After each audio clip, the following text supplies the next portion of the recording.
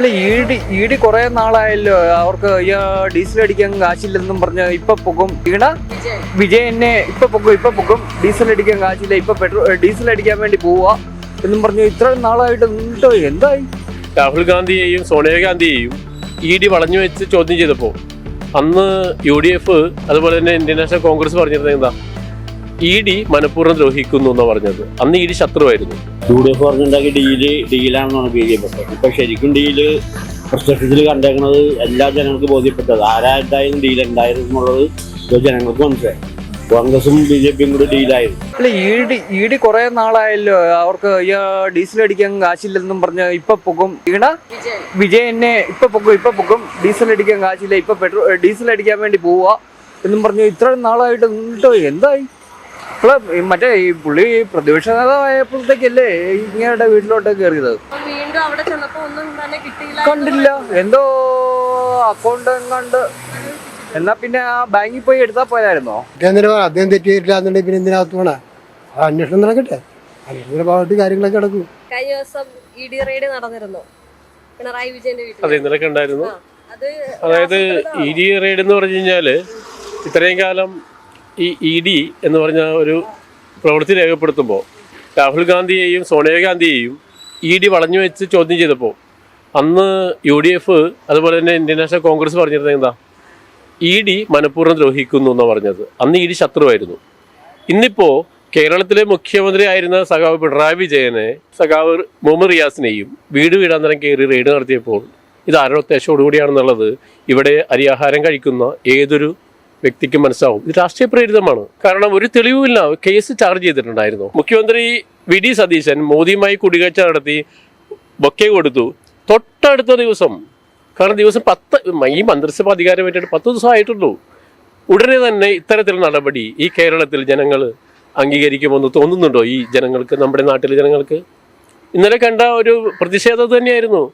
കരുതിയിരുന്നത് ഇടതുപക്ഷവും CPIM-ഉം പിന്നോട്ട് പോയി എന്നാണ് കരുതിയത്. പക്ഷേ ഒറ്റ ദിവസം 1 മണിക്കൂർ വേണ്ടി വന്നില്ല, ജനങ്ങളാകെ അവിടെ തടിച്ചുകൂടേണ്ട ഒരു സിറ്റുവേഷൻ ആയില്ലേ? അത് രാഷ്ട്രീയ പാർട്ടി മാത്രമല്ല, രാഷ്ട്രീയമില്ലാത്ത ജനങ്ങൾ വരെ ആ സ്ഥലത്ത് തടിച്ചുകൂടിയും സഖാവ് പിണറായി വിജയനെ ഒന്ന് സംരക്ഷിക്കുക, അദ്ദേഹത്തിൻ്റെ നിലവാരിത്വം തെളിയിക്കുക. അത് ഒരു ചാർജ് ഷീറ്റും ഇല്ലായിരുന്നു. അതാണ് അന്ന് അവിടെ കണ്ടത്, ഇന്നലെ അവിടെ കണ്ടത്. മുന്നറിയിപ്പില്ല, അത് അജണ്ടയാണ്. സതീശൻ മെയ് 1-ാം തീയതി അദാനി ചാർട്ട് ചെയ്ത ഫ്ലൈറ്റിൽ നേരെ പോയത് അദാനിയെ കാണാൻ വേണ്ടിയിട്ടായിരുന്നു. എന്തിനു വേണ്ടി എന്നുള്ളത് ഇപ്പോഴും കോൺഗ്രസ്സുകാർക്ക് പോലും അറിയാൻ പാടില്ല. ഇന്ന് ആഭ്യന്തര വകുപ്പ് പറയുന്നത് ഇന്നലെ വന്ന നടപടി പോലീസ് അറിഞ്ഞിട്ടില്ല എന്നുള്ളതാണ്. എങ്ങനെ ഇന്റലിജൻസ് വിഭാഗം ആയിരുന്നത് രമേശ് ചെന്നിത്തലയല്ലേ? അദ്ദേഹം അറിയണ്ടേ? ഇന്നലെ അവിടെ ഇഡിക്ക് നേരെ ഉണ്ടായ ആക്രമണം എന്ന് പറയുന്നത് പ്രതിഷേധമാണ്. ഒരു വൈകാരികമായിട്ടുണ്ടായിരുന്ന പ്രതികരണമായിരുന്നു ഇന്നലെ ജനങ്ങളുടെ ഭാഗത്ത്. പാർട്ടിക്കാർ മാത്രമല്ല, ജനങ്ങളുടെ ഭാഗത്ത് ആകെ ഉണ്ടായത്. അത് അറിയേണ്ടത് ഉത്തരവാദിത്വം നമ്മുടെ ഇന്റലിജൻസ് വിഭാഗത്തിനുണ്ട്. അവരറിഞ്ഞില്ല എന്ന് പറയുന്നത് നാട്ടുകാരെ പറ്റിക്കുന്നതല്ലേ?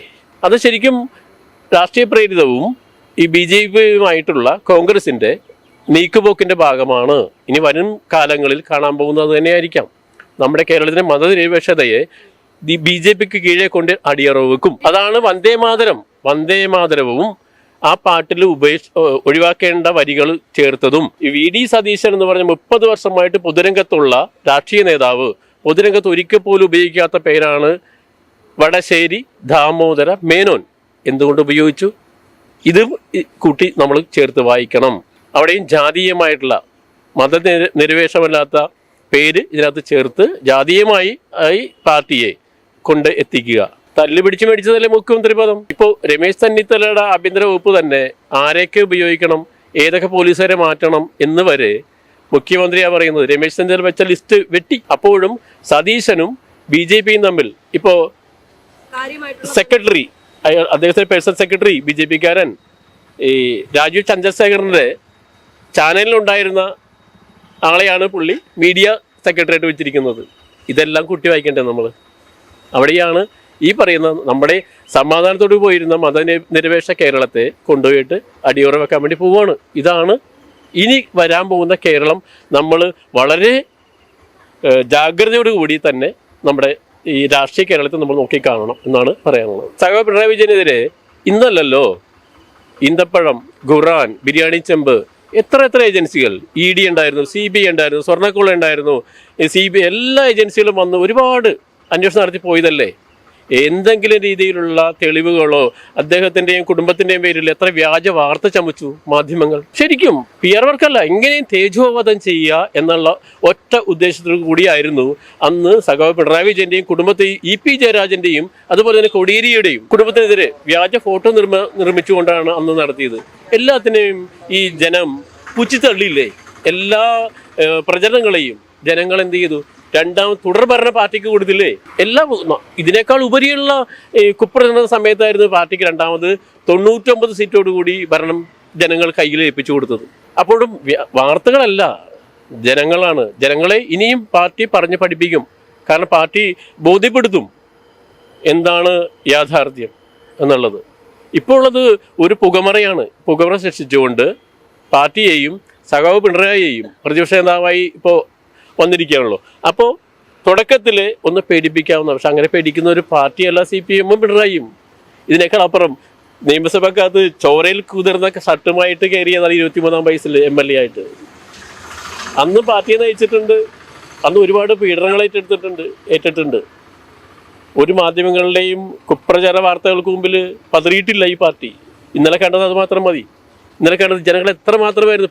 1 മണിക്കൂർ വേണ്ടി വന്നില്ല ജനങ്ങൾ തടിച്ചു. ആരും ആഹ്വാനിച്ചിട്ട് വന്നതല്ല, പാർട്ടിക്കാർ മാത്രമല്ല അല്ലാത്ത ആൾക്കാരും ഉൾപ്പെടെ. അതാണ് ഈ നമ്മുടെ കേരളത്തിലെ ജനം. ഇപ്പോൾ തൽക്കാലം 5 വർഷം അവർ ഭരിക്കും എന്നാണ് അവരുടെ ധാരണ. എത്രമാത്രം പോകുന്നുള്ളത് അവരുടെ ഉൾപാർട്ടി ജനവിധത്തിന്റെ അകത്തുനിന്ന് അറിയാൻ പറ്റും. ഇനി നമുക്ക് തുടർന്ന് അവരുടെ ഒത്താശ കൂടുതൽ അല്ലെങ്കിൽ അന്ന് വന്ന് കഴിഞ്ഞപ്പോൾ തന്നെ ഇവിടെ ഉടനെ റെയ്ഡ് നടക്കണം എന്നുള്ളതും ഇതിലെന്തോ വെള്ളക്കളിയില്ലേ എന്നാണ് മനസ്സിലാക്കാൻ കഴിയുന്നത്. പിന്നെ ഈ അവര് UDF പറഞ്ഞുണ്ടാക്കിയ ഡീലാണെന്നാണ് BJP. ഇപ്പൊ ശരിക്കും ഡീല് പ്രത്യക്ഷത്തിൽ കണ്ടേക്കുന്നത് എല്ലാ ജനങ്ങൾക്ക് ബോധ്യപ്പെട്ടത് ആരായിട്ടായിരുന്നു ഡീൽ ഉണ്ടായിരുന്നു എന്നുള്ളത് ജനങ്ങൾക്ക് മനസ്സിലായി. കോൺഗ്രസും BJPയും കൂടി ഡീലായിരുന്നു. അതുപോലെ കോൺഗ്രസ് 3 സീറ്റ് ഈ കോൺഗ്രസിന്റെ ഗുണം കൊണ്ടാണ് BJPക്ക് എത്തിയത്. ആ 3 സ്ഥലത്തും കോൺഗ്രസ് 3-ാം സ്ഥാനത്തല്ലേ. അപ്പൊ ഇവരുടെ ഡീലായിരുന്നു ശരിക്കും നടന്നത്. അതാണ് നമ്മൾ കണ്ടുകൊണ്ടിരിക്കുന്നത്. സമയത്ത് റിസൾട്ട് വന്നതിന്റെ തലേദിവസം ഈ യാത്ര പോയത് അത് ദുരൂഹതയുണ്ടായിട്ട് അതൊക്കെ ഇതിനോടനുബന്ധിച്ച് വരുമ്പോ ഇവര് തമ്മിലുള്ള കള്ളക്കളി വ്യക്തമായിട്ട് മനസ്സിലാക്കിയ ജനങ്ങൾക്ക്. അതാണ് എനിക്ക് മനസ്സിലായത്. പക്ഷേ ഈ ഒരു ED പരിശോധന നടക്കുന്ന സമയത്ത് CPM പ്രവർത്തകർ ഉൾപ്പെടെ DYFI SFI പ്രവർത്തകരെല്ലാം ചേർന്ന് വലിയൊരു പ്രതിഷേധമായിരുന്നു അവിടെ നടത്തിയിരുന്നത്. EDയുടെ കാർ ഉൾപ്പെടെ പിണറായി വിജയൻ മാധ്യമങ്ങളോട് പറഞ്ഞ കാര്യമുണ്ട്, അതായത് ഇതിനെ നേരിടുമെന്നുള്ളതാണ്. അപ്പം പുതിയൊരു ധാരണ ഉണ്ടായിരുന്നു നിയമസഭാ തെരഞ്ഞെടുപ്പ് തോറ്റു കഴിഞ്ഞപ്പോൾ CPM തണുത്തുപോയി എന്നുള്ളത്. പക്ഷെ കഴിഞ്ഞ ദിവസത്തെ പ്രതിഷേധം അങ്ങനെയല്ല, അത് ആളിക്കത്തിക്കൊണ്ടായിരുന്നു. അപ്പൊ അതിനെ എങ്ങനെയാണ് നോക്കിക്കാണുന്നത്? അതിനൊന്നും ഒരു ആഹ്വാനം ഒന്നുമില്ലാണ്ട് പെട്ടെന്നുണ്ടായ ആ റെയ്ഡിനെതിരെ ഒരാളുടെ ആഹ്വാനം ചെയ്തിട്ട് സമരത്തിനും അത് ജനം സ്വയമേ ഇറങ്ങി വന്ന് പ്രതിഷേധിച്ചാണത്. അപ്പം അത്രത്തോളം ജനങ്ങൾക്ക് കാര്യങ്ങൾ ബോധ്യപ്പെട്ടു. ഈ ഭരണമാറ്റത്തിലൂടെ ഉണ്ടായ സംഭവങ്ങൾ കരുതിക്കുട്ടിയുള്ള റെയ്ഡായിരുന്നതും അത് BJP ആയിട്ട് ഡീലിൻ്റെ പുറത്താണെന്നും അതിൻ്റെ അടിസ്ഥാനത്തിലാണ് അങ്ങനെ റെയ്ഡ് വന്നത്. ആ റെയ്ഡ് വന്നപ്പോൾ തന്നെ നേതൃത്വത്തിന് ഒരു ആഹ്വാനം കൊടുത്തില്ല. സ്വയം ആളുകൾ രംഗത്തേക്ക് ഇറങ്ങി ചെയ്തു, പ്രതിഷേധിക്കാനായി ആ ചെയ്തതിനെതിരെ. അവർ ജനങ്ങൾക്ക് മനസ്സിലായത് സംഗതി അവർ തമ്മിലുള്ള ഒത്തുകളിയാണെന്ന്. അതിൻ്റെയാണ് കണ്ടത്. പിന്നെ ചാനലുകാരെല്ലാം പറഞ്ഞുകൊണ്ടിരിക്കുന്ന റെയ്ഡ് നടക്കുമ്പോൾ പിണറായി അവിടെ ഇല്ല എന്നാണ്, ഒളിവിപ്പോയെന്നാണ് പറയുന്നത്. പക്ഷെ അയാൾ അതിൻ്റെ അകത്തിട്ട് പൂട്ടിക്കൊണ്ടല്ലേ റെയ്ഡ് നടത്തിക്കൊണ്ടിരിക്കുന്നത്. പിന്നെ അയാളങ്ങനെ പുറത്തേക്ക് വരുന്നത്. അപ്പോൾ ഈ പത്രവാദികളുടെ കളി എന്താണെന്നുള്ള കാര്യം മനസ്സിലാക്കണ്ടേ. ഒരു അടിസ്ഥാനമില്ലാത്ത കാര്യങ്ങളാണ്. എന്നാൽ ഇപ്പോൾ റെയ്ഡ് കെട്ടി എന്ത് കിട്ടി? ഇതിന്റെ പ്രതികരണം ഒന്നും തന്നെ VD സതീശൻ നടത്തിയിട്ടില്ല. സതീശൻ നടത്താൻ പറ്റില്ല. സതീശന് പലരോടും ചോദിക്കണം, ഞാൻ എന്ത് പറയണത് എഴുതി കൊടുക്കണം പുള്ളിക്കുന്നു. ആ എഴുതി കിട്ടിയിട്ട് എങ്ങനെ അത് മറിച്ച് പറയണമെന്ന് പറയണം. അല്ലാണ്ട് അയാൾക്ക് പറയാണെങ്കിൽ അയാൾ വായെടുത്ത മുന്നേ പറയും. അയാൾ ആദ്യം തന്നെ പറഞ്ഞ 21,000 രൂപ ആശാവർക്കർമാർ കൊടുക്കുന്നു പറഞ്ഞാൽ അധികാരത്തിൽ ചെയ്തു. 10 മിനിറ്റും കൊണ്ട് മുൻപ് സമയം തീർക്കുമെന്ന് പറഞ്ഞത്. ഞാനായിരുന്നു 10 മിനിറ്റ് കൊണ്ട് മുൻപ് സമയം തീർക്കും. ഇപ്പം തകിടം മറിയാണ് കിടന്നു. അപ്പം ഇതിനെല്ലാം ഒരു ശിക്ഷയില്ല. ഇയാൾക്ക് ആരെങ്കിലും പറഞ്ഞു കൊടുത്തിട്ട് വേണമെങ്കിൽ ഇത് മറുപടി കിട്ടണമെങ്കിൽ. സാധാരണ മുഖ്യമന്ത്രിയോട് ഒരു ചോദ്യം ചോദിച്ചാൽ മറുപടി ഉണ്ടാവും. ഏത് മുഖ്യമന്ത്രിയായിരുന്നു? സതീശൻ മുഖ്യമന്ത്രി ആയിക്കേണ്ട ഒരു പേപ്പറുകാരെ എന്ത് ചോദിച്ചാൽ മൗനമാണ്. മോഡിനെ കണ്ടിറങ്ങി വന്നതിൻ്റെ തൊട്ട് പുറകെയാണ് ഇതിൽ വേറെ അംശമായിട്ട് ഇയാൾ കൂടിക്കാഴ്ച നടത്തിയിട്ടുണ്ട് ഇതിനിടക്ക്. അപ്പോൾ അവരുടെ ഒത്താശ കാരണം അല്ലാണ്ട് ഇവർക്ക് ഈ റൈഡ് ആഭ്യന്തരമന്ത്രി അറിഞ്ഞില്ല എന്ന് പറഞ്ഞതിൽ വലിയ കാര്യമില്ല. കാരണം അങ്ങനെ അറിയാണ്ടിരിക്കില്ല. അറിഞ്ഞേ നടക്കുള്ളൂ. അങ്ങനെ അറിയാണ്ടിരിക്കുന്ന പിന്നെ ഇവിടുത്തെ സംസ്ഥാനത്തുള്ള അഭ്യന്തരമന്ത്രിയാന്ന് പറഞ്ഞിട്ട് എന്താ കാര്യം? അതിനുള്ള സജ്ജീകരണവും കാര്യങ്ങളും അയാളുടെ ഫോഴ്സിലുണ്ട്. ഒരു ഈച്ച കയറിയാൽ അറിയണം. അല്ലെങ്കിൽ അങ്ങനെ അറിഞ്ഞില്ലെങ്കിൽ ഈ ആഭ്യന്തരമന്ത്രിയാണെന്ന് പറഞ്ഞിരിക്കാൻ എന്ത് യോഗ്യത ഇരിക്കുന്ന അയാൾക്ക്? അപ്പം അത് ഇവർക്ക് എല്ലാവർക്കും അതിൻ്റെതായ പങ്കുണ്ട്. പിന്നെ ആ കാശ് മേടിക്കുന്ന മേടിച്ചേക്കണ ചെന്നിത്തല സമ്മതിച്ചു മേടിച്ചിട്ടുണ്ടെന്ന്. പിന്നെ കുഞ്ഞാലിക്കുട്ടി സമ്മതിച്ചു കാശ് മേടിച്ചിട്ടുണ്ടെന്ന്. ഇത് അവിടെ ഒന്നും റെയ്ഡ് എടുത്തുകൊണ്ട് പിണറായിയോട് ചോദിച്ചു പിണറായി മേടിച്ചിട്ടില്ലെന്ന് തന്നെയാണ് പറഞ്ഞത്. അപ്പം അതിൽ ശക്തിക്കും എതിർത്തും മേടിച്ചിട്ടില്ല എന്നുള്ള സ്റ്റാൻഡിൽ തന്നെ പുള്ളിയിൽ നിന്ന് അതിൻ്റെ ഒരുമിച്ചുള്ള റെയ്ഡ് എടുത്തിട്ട് ഒരു ചുക്കും കണ്ടുപിടിക്കാൻ സാധിച്ചില്ല. അപ്പം ഇവരുടെ കൂട്ട് കക്ഷിയുണ്ട്. ഈ ഭരണത്തിൽ കയറാൻ കാരണം BJPയുടെ കൂട്ട് സഹായം കൊണ്ട് മാത്രമാണ് ഈ കോൺഗ്രസിന് ഇത്ര സീറ്റിട്ട് അധികാരത്തിൽ വരാൻ സാധിച്ചത്. അതിൻ്റെ ഒരു ഇപ്പം അതിന് ഉദാഹരണമാണ് ഈ ഇലക്ഷൻ കമ്മീഷണറായിരുന്ന ആളെ പിടിച്ച് മുഖ്യമന്ത്രി പ്രൈവറ്റ് സെക്രട്ടറി ആയിട്ടിരിക്കുമ്പോൾ തന്നെ കാര്യങ്ങളുടെ പോക്കെങ്ങാടാണെന്ന് ജനങ്ങൾക്ക് മനസ്സിലായി. ഒരിക്കലും അത് ചെയ്യാൻ പറ്റില്ല. നേരെ മറ്റേ ബംഗാളിൽ ചെയ്ത് കഴിഞ്ഞപ്പോൾ രാഹുൽ ഗാന്ധി പറഞ്ഞത് അത് വളരെ മോശമായി പോയെന്നാണ്. അതേ ഇത് തന്നെയാണ് ഇവിടെ ഇപ്പുറത്ത് സതീശൻ കാണിച്ചത്. അപ്പം അതിന് പറ്റില്ല. അപ്പം ഇവരുടെ ഈ എല്ലാത്തിൻ്റെ ഉള്ളിൽ നിന്ന് ഇവർ തമ്മിൽ ഡീലാണ് എന്നുള്ളതാണ്. ആ ഡീലിൻ്റെ പുറത്ത് സംഭവിക്കാൻ ഇതെല്ലാം റെയ്ഡ് നേരത്തെ EDയുടെ കാര്യങ്ങൾ ഇത് അന്വേഷിച്ചുകൊണ്ടിരിക്കണമല്ലേ. ഇപ്പോൾ പാർട്ടിയായിട്ട് ബന്ധപ്പെടുത്തുന്ന അവർ അന്വേഷണം നടത്തുന്നു. അത് സ്വാഭാവികമായിട്ട് നടക്കേണ്ട കാര്യമാണ്. അല്ല അതിൽ ഇത്രയ്ക്ക് വലിയ പ്രശ്നം ഉണ്ടാക്കേണ്ട കാര്യമില്ല. പാർട്ടിനെ പിടിക്കേണ്ട മറ്റു പാർട്ടിക്കാർ പറയാവുന്ന കാര്യമൊന്നുമില്ല. അങ്ങനെ സംഭവം ഉണ്ടെന്നുണ്ടെങ്കിൽ ED അന്വേഷിച്ചുകൊണ്ടിരിക്കണം.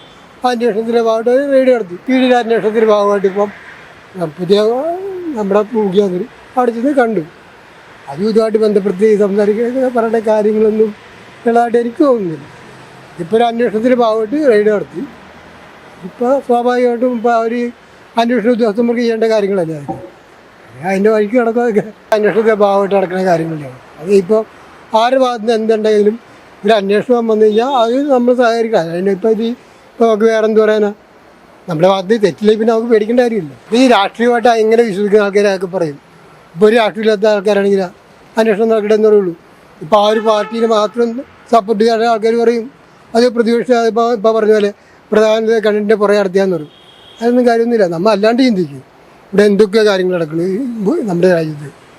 എല്ലാത്തെയും രാഷ്ട്രീയമായിട്ട് നോക്കാൻ പോയി കഴിഞ്ഞാൽ എന്ത് ചെയ്യും? ഒരു അന്വേഷണം നടക്കില്ല. അപ്പോൾ അന്വേഷണം അവർ അതിന് ഭാഗമായിട്ട് നടത്തട്ടെ. അതാണ് വേണ്ടത്. ഈ ജനാധിപത്യ രാജ്യമല്ലേ ഇത്. അല്ലാണ്ട് മറ്റുള്ള സ്ഥലത്ത് വല്ല. അപ്പോൾ നമ്മൾ ആ അന്വേഷണത്തിൻ്റെ ഭാഗമായിരിക്കാൻ നോക്കുക. അല്ലാണ്ട് അത് മുഖ്യമന്ത്രി അവിടെ പോയി കണ്ടു അതിൻ്റെ പുറകെ റെയ്ഡ് നടന്നു അതിനൊന്നും അർത്ഥമൊന്നും എനിക്ക് തോന്നുന്നില്ല.